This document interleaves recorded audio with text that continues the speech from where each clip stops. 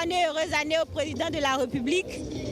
Et nous lui disons merci, merci beaucoup pour tout ce qu'il a fait pour nous. Nous sommes vraiment contentes de voir ça pour la première fois au Bénin. Ensuite, nous souhaitons bonne et heureuse année à nos parents, au peuple béninois et au monde entier. Je tiens à dire d'abord merci à Dieu pour cette grâce qu'on soit là aujourd'hui avec vous. Ensuite, je voudrais vraiment souhaiter une merveilleuse année 2025 à notre président de la République. Que Dieu le garde en bonne santé jusqu'à voir la fin de son mandat. Et bonne année également à mes parents du Nord, du Sud, à tous les Béninois. Je tiens à dire à notre très cher président, chef de l'État, chef du gouvernement, chef suprême des armées, que nous sommes fiers de lui. Nous sommes tous les Béninois d'ici et d'ailleurs, les Béninois qui l'ont voté, les Béninois qui ne l'ont pas voté, les Béninois qui avaient même l'intention de le voter, sont fiers de lui aujourd'hui. Nous sommes fiers de tout ce qu'il a eu à accomplir depuis le début jusqu'à ce jour. On le voit. D'ailleurs, c'est une première fois pour nous d'assister à ce gala des feux d'artifice qu'on vient d'assister là aujourd'hui. C'est merveilleux, c'est tellement beau à voir. C'est tellement beau à voir que nous sommes très fiers de lui. Et on est fiers, grâce à lui, on est fiers d'être béninois aujourd'hui, sur tous les plans. Tout ce qui est impossible aux hommes est possible à Dieu. Et donc, Dieu est donc l'auteur des années, c'est lui qui donne le temps. Alors on veut lui confier l'année qui arrive, qu'il soit avec nous, qu'il nous conduise, qu'il programme tout ce que nous allons faire. Alors, que puis-je dire si ce n'est heureuse année? Nous nous retrouvons actuellement à l'orée d'une nouvelle année, donc du coup, je ne peux que dire heureuse année et que les bénédictions soient, que tout le monde puisse fêter comme cela se doit, en se conduisant très bien. Vous pouvez tout avoir. Si vous n'avez pas la santé, c'est que vous n'avez rien eu. C'est vrai. Donc, on leur souhaite beaucoup de santé et la prospérité dans les affaires. C'est ce que je veux. Oui. Oh, ok.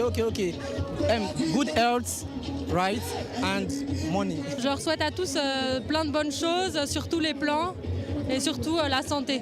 Bonne année à tout le monde, tous ceux qui viennent de loin, de près, je ne sais pas, mais moi je viens de très loin aussi. Je voulais voir aussi mon pays, comme j'ai vu le président en faire. Vraiment, ça met trop haut. Voilà, ça met en haut. Le président, merci pour lui.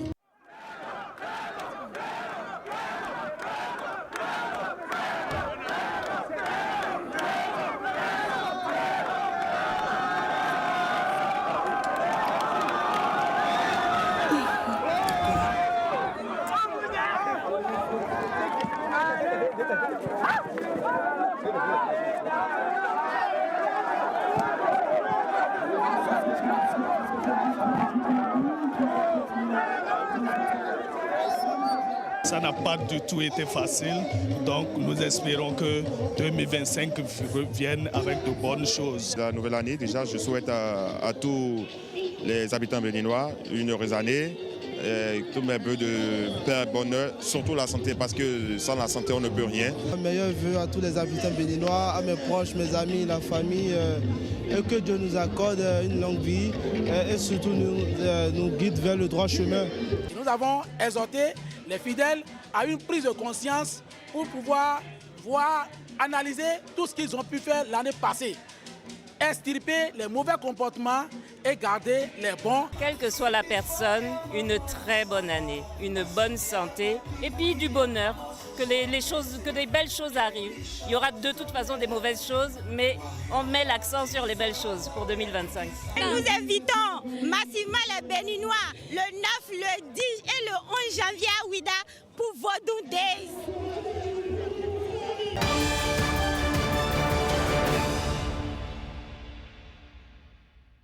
L'objectif du festival citoyen de la jeunesse est clair. Citoyenneté.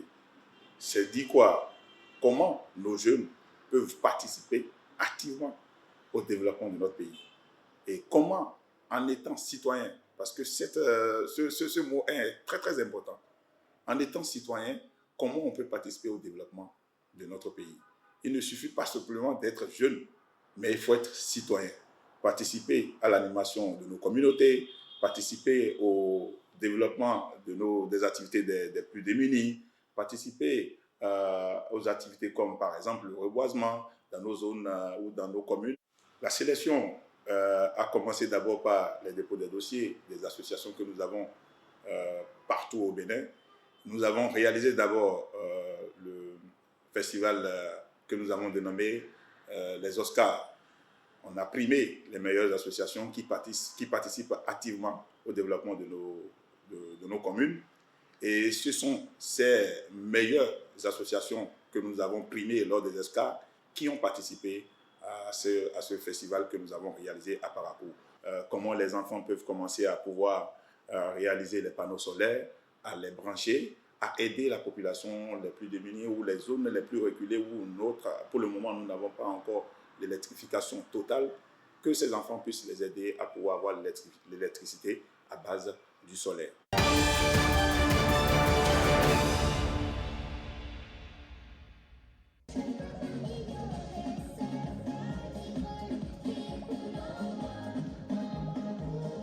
Au foyer du soldat de Djougou, c'est leur jour. Ces enfants sont aux commandes de tout le programme Koyo 2024. Je suis chargé d'entretenir l'assistance sur les conditions de vie et de travail au Britannique militaire de Boboaké. En communication, chorégraphie ou interprétation, ils ont montré leur talent au public. Tiré de la langue d'Indi, Koyo signifie enfant. Alors, de par cette journée qui se veut récréative et festive, le 8e bataillon interarmes veut, à l'orée de cette nouvelle année, célébrer non seulement les enfants et les familles de son personnel, mais aussi les enfants de nos vaillants collègues tombés sur le champ de bataille.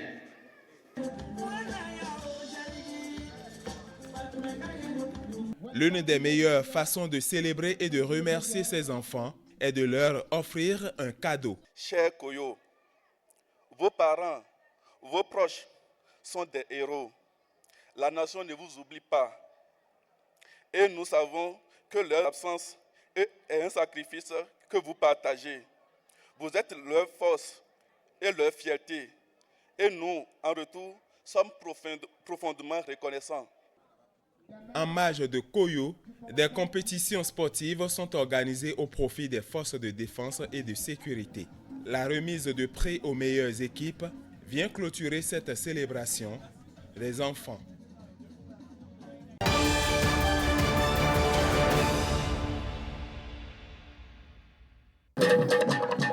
Les peuples frères du Bénin et du Togo sont encore présents à leur rendez-vous. Cette année, l'Assemblée générale, qui est avant tout une fête, a eu comme thème « Renforcement de la coopération transfrontalière pour la sécurisation du secteur Bassiela-Tchamba-Assoli ».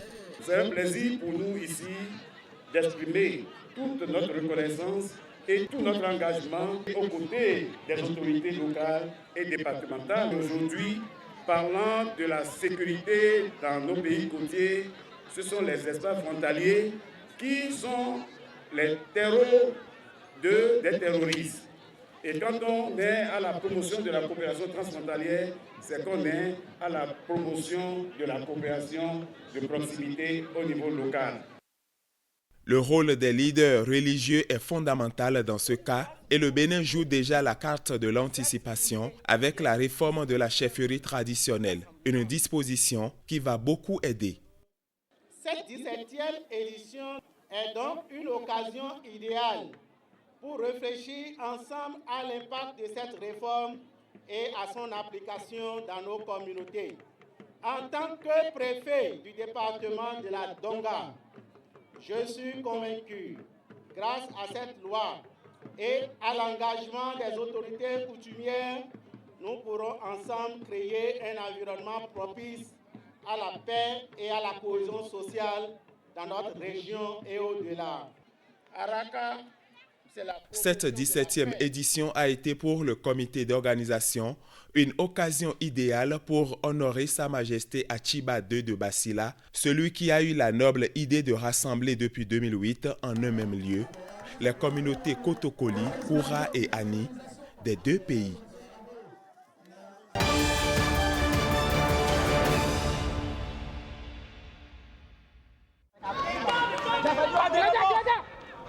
C'est un match de football pour gagner un trophée, mais aussi pour célébrer Noël.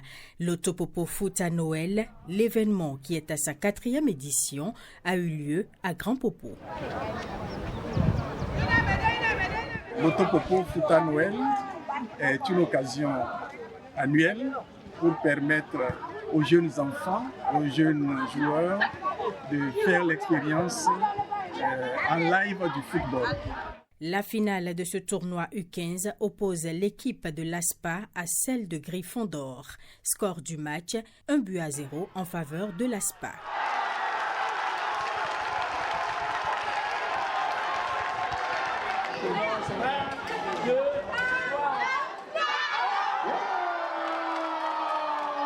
Cette édition, comme les autres, a offert aux enfants de Grand Popo, passionnés du cuiron, de s'exhiber sur des installations de professionnels. Des installations mises à disposition par l'exécutif pour contribuer au rayonnement du football au Bénin. Lorsque vous retournez quelques années en arrière, on n'avait pas ce stade. Donc lorsqu'un gouvernement met en place de telles infrastructures, c'est vraiment pour les valoriser. Ma présence, c'est la manifestation de soutien que je dois apporter à la société de l'Autopopo, qui fait beaucoup, qui ne t'arrête pas d'initiative pour valoriser ce bel investissement que l'État a bien voulu réaliser. Pour 2025, les ambitions sont encore plus grandes. Les organisateurs envisagent d'élargir la compétition à d'autres clubs du département du Mono.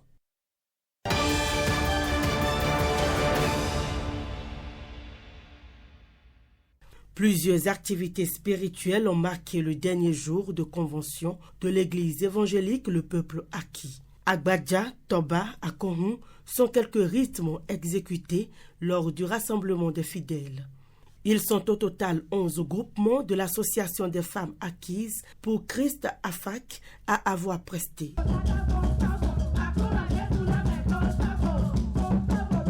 Une convention, c'est de faire en sorte que les fidèles se rapprochent davantage de Dieu. Vous savez que lorsque on ne vous parle pas régulièrement de quelque chose, il vous serait très difficile de pouvoir garder le fil que la personne t'a tracé, la direction que la personne t'a tracée. Donc, nous appelons souvent le peuple de Dieu à se réunir devant le Seigneur pendant ces moments pour qu'il se rapproche davantage de Dieu. C'est un moment de reconnaissance envers le Tout-Puissant. C'est aussi l'occasion de renouveler leur engagement envers Dieu dans un esprit de gratitude et de louange. Nous nous réunissons et nous réjouissons dans la présence de notre Seigneur, le Seigneur qui nous a gardés pendant 1 an, 12 mois, ce n'est pas par notre force. Les fidèles de l'église évangélique, le peuple acquis, confessent la souveraineté de Dieu et sont donc appelés à vivre chaque moment avec joie et espérance. Je demanderai à ceux-là et à qui le Seigneur a donné la grâce d'être ici, qu'une fois rentrés chez eux, de bien vouloir partager le message qu'ils ont reçu ici, tous les biens que le Seigneur leur a fait ici au cours de ces 5 jours, dans cette ambiance, dans cet amour dans lequel nous sommes restés, qu'ils partagent ça avec ceux-là qui ne sont pas venus ici. Ils ont pour finir prié pour la culture de la paix au Bénin.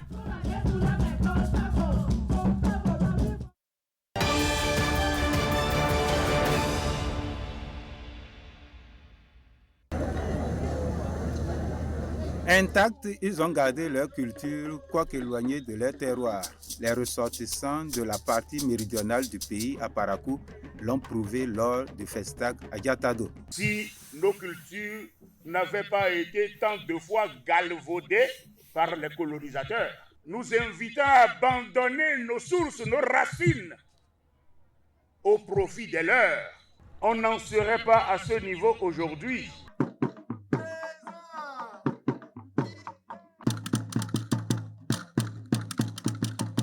Des troupes autochtones et halogènes de l'Atakora Donga sont venus en renfort. Avant de démarrer notre événement, les tecs est passé, les peu sont passés, et puis les gens de l'Atakora sont passés, avant que les cultures de nous passent. Donc, toutes les cultures se passent simultanément sur le même espace.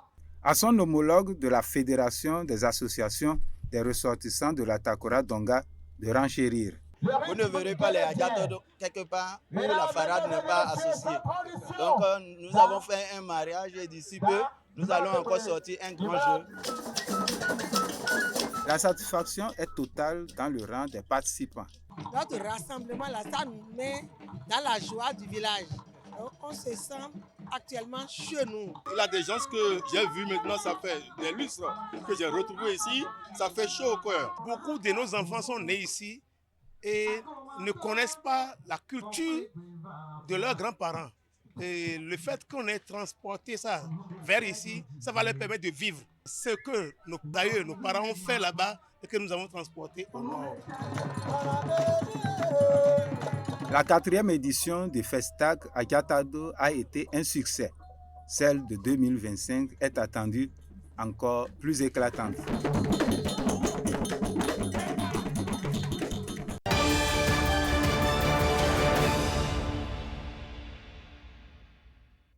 C'est au pas de charge que l'équipe de la CIRADS a conduit cette opération. Arrivée sur le site du 6e arrondissement de Cotonou, la délégation conduite par le coordonnateur du PAPC n'a pas tardé. Elle a sillonné les différents pans du chantier pour s'assurer que les travaux ont été exécutés conformément au cahier de charge. Nous sommes arrivés pour procéder à la réception d'une partie des travaux du PAPC, notamment la partie financée par la BEI, la Banque européenne d'investissement. Toutes les réserves qui avaient été formulées ont été levées. Par conséquent, on peut juger que les travaux ont été exécutés conformément au cahier des charges de l'entreprise. En quoi consistent ces travaux? Il y a des collecteurs d'assainissement primaire, des rues ont été pavées, la sécurité a été renforcée dans la zone par l'installation d'éclairage public. Il y a eu de l'engazonnement et, disons, d'une manière plus générale, des aménagements paysagers. Le coût, c'est de 5 900 milliards de francs CFA. Les zones traversées par ces ouvrages d'assainissement affichent désormais une fière allure. Les quartiers Aïdjedo, Toweta, Djidje ou encore à Rwansori-Ladji ont ainsi franchi une étape cruciale dans leur vulnérabilité face aux inondations. À la remise de site, c'était très difficile même de marcher sur ce tronçon que nous venons de parcourir. L'état d'ordure s'élevait à près de 400 mètres au-dessus du sol, sans oublier la partie qui est enterrée. Donc les travaux ont été vraiment très complexes, mais nous avons quand même mis du savoir-faire qu'il faut. Et vous voyez aujourd'hui l'image que ça donne. Donc on peut effectivement garantir que les ouvrages qui ont été réalisés ont vraiment contribué très très sensiblement à la protection contre les inondations dans la zone traversée. Après la réception provisoire de ces travaux, confiée à l'entreprise chinoise JWHC, une veille sera observée sur une durée d'1 an pour s'assurer que l'ensemble des ouvrages réalisés répondent aux normes requises. Et ce n'est qu'après cette période de garantie qu'une réception définitive sera faite. Mais en attendant, les habitants des zones impactées par le PAPC applaudissent à grands cris. C'est une fierté pour nous d'avoir bénéficié de cet ouvrage d'assainissement pluvial. Parce que là où nous sommes ici, c'est un cœur bas-fond. Cet ambitieux programme mené par la CIRADS, la Société des infrastructures routières et de l'aménagement du territoire, porte les germes d'une profonde métamorphose. Il génère des avancées majeures dans la lutte contre les inondations dans la métropole économique Cotonou.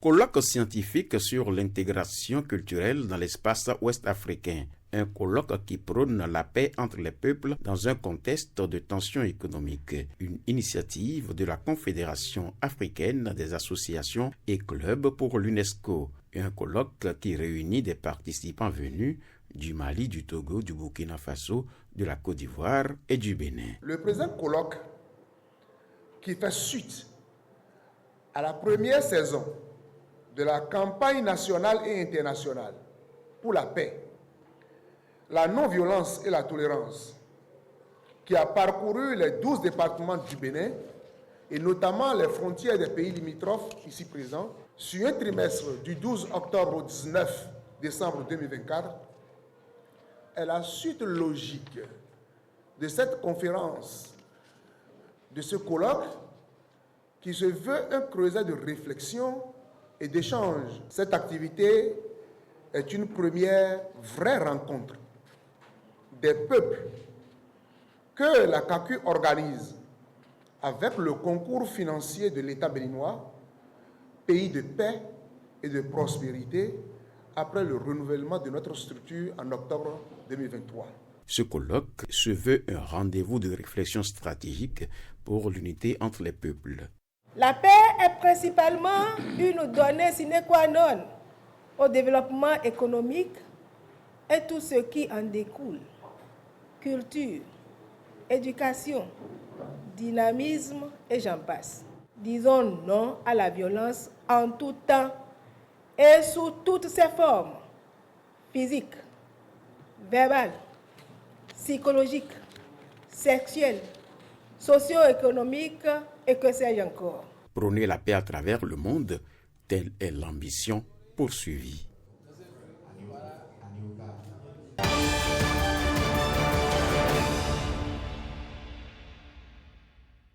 Au cours de l'année 2024, nous avons organisé ma tournée. Nous avons mis l'accent sur la mobilisation des ressources propres. On ne peut pas tout le temps attendre le gouvernement central ou les partenaires. À bout du Koufo, le désenclavement de toutes les communes. Le travail qui est fait aujourd'hui nous permet de dire, sans risque de nous tromper, que la boue du Koufo sera une réalité. Au cours de l'année 2024, nous avons travaillé par rapport à la gestion des carrières. Que nos enfants ne soient plus dans ces carrières-là. Nous avons parlé aussi des investissements agro-pastoraux pour promouvoir l'économie locale. Vous savez très bien que le président Patrice Talon et son gouvernement sont actuellement en train de construire de la plus belle des manières la cité administrative d'Aplaoué. C'est splendide. Par rapport à l'eau, les travaux sont en cours. La densification du réseau électrique, les travaux sont en cours. Beaucoup de choses sont faites en faveur des agriculteurs, en faveur des éleveurs, traitement sécuritaire, pour que la paix règne dans nos communautés. Le marché régional d'Azové qui est construit, c'est un grand bonheur. Il serait inutile pour moi de vous rappeler les stades qui ont été construits dans le Koufo. Et la liste est longue. Je voudrais formuler mes vœux, les vœux sincères de bonne heureuse année 2025 à notre président Patrice Talon, à tout son gouvernement, à tous les présidents d'institutions, à tous les députés. Mes meilleurs vœux à tous mes collègues préfets, à tous les maires du Bénin, à mes collaborateurs immédiats. Bonne heureuse année à tous les acteurs du développement au niveau départemental.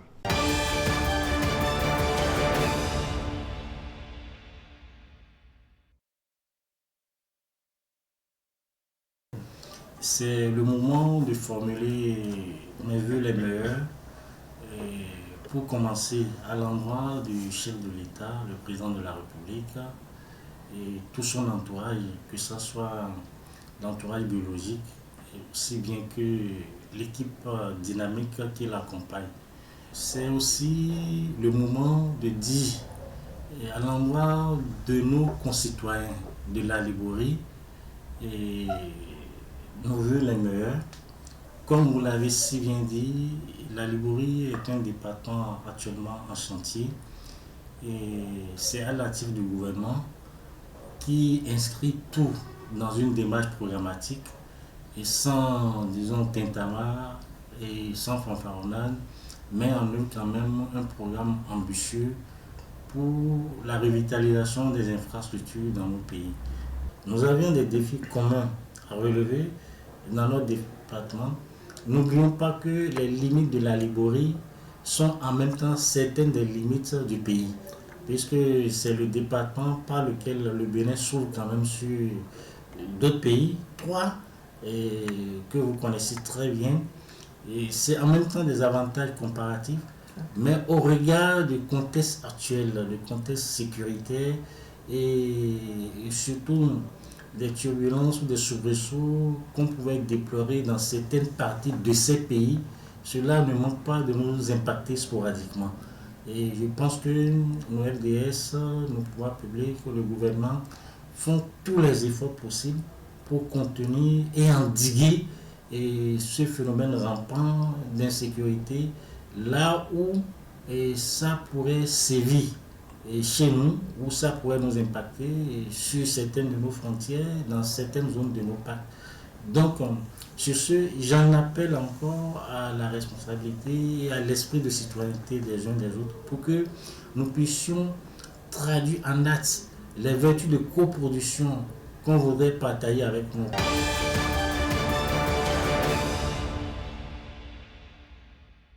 Le chef de l'État m'a promis, il y a de cela 2 ans, que Kandi sera en chantier. Effectivement, j'ai vu Kandi en chantier. Le lancement de deuxième étape est en cours pour l'asphaltage. Vous suivez avec moi qui est à double voie. Il y a deuxième phase d'ici à là encore, l'asphaltage. Et nous allons Kozo, au niveau de Kandi 1, le premier arrondissement, près de plus de 500 millions. Il y a l'administration et sur la voie de Pédé, au moins 16 administrations. Et là, il y aura le logement du préfet, et du département et de son secrétaire. Donc, il y a aussi l'assainissement qui est prévu d'ici à là. Il y a la construction de grands marchés de la commune de Kandi, je peux dire du département, parce qu'il y aura un grand marché là où il y aura tout, et l'actuel marché sera réfectionné. Donc, je ne peux que remercier Dieu. Bonne et heureuse année à toute la population de Kandi et au chef de l'État et son gouvernement.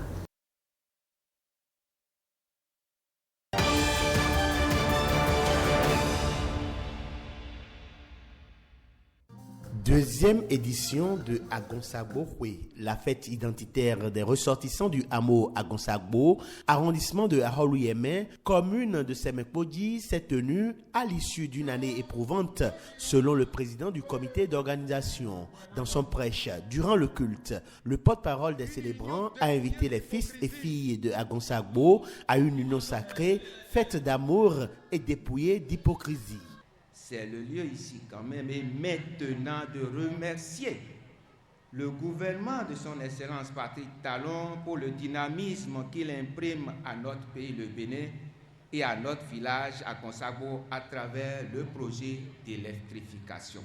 Par la tenue régulière des assemblées générales, vous avez démontré votre engagement au respect des exigences de votre association. Vous avez apporté la preuve que l'exigence de redevabilité est possible et doit caractériser votre association pour en faire une élite. Agonsagbo a besoin de nombreuses infrastructures, de projets de développement à en croire ses natifs. Il n'y a pas de route pavée ou bitumée qui mène à Agonsagbo. Un plaidoyer est mené à l'endroit du gouvernement. La voie Yagbe-Ketonou a que 9 km.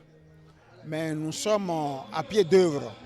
Nous sommes en train de mettre de l'obine auprès du gouvernement, auprès du ministère chargé des travaux publics et du cadre de vie pour que cette voie soit une réalité dans les tout prochains mois. Ce que nous faisons, c'est de représenter valablement et dignement notre village, c'est de représenter dignement et valablement tous les jeunes qui quittent cette région, l'arrondissement d'Aholu-Yémen, village d'Agonsagbo et les autres villages qui entourent le village d'Agonsagbo. À l'issue de la célébration eucharistique, un appel de fonds a été fait. Les enfants d'Agonsagbo entendent achever la construction d'un module de classe abandonné.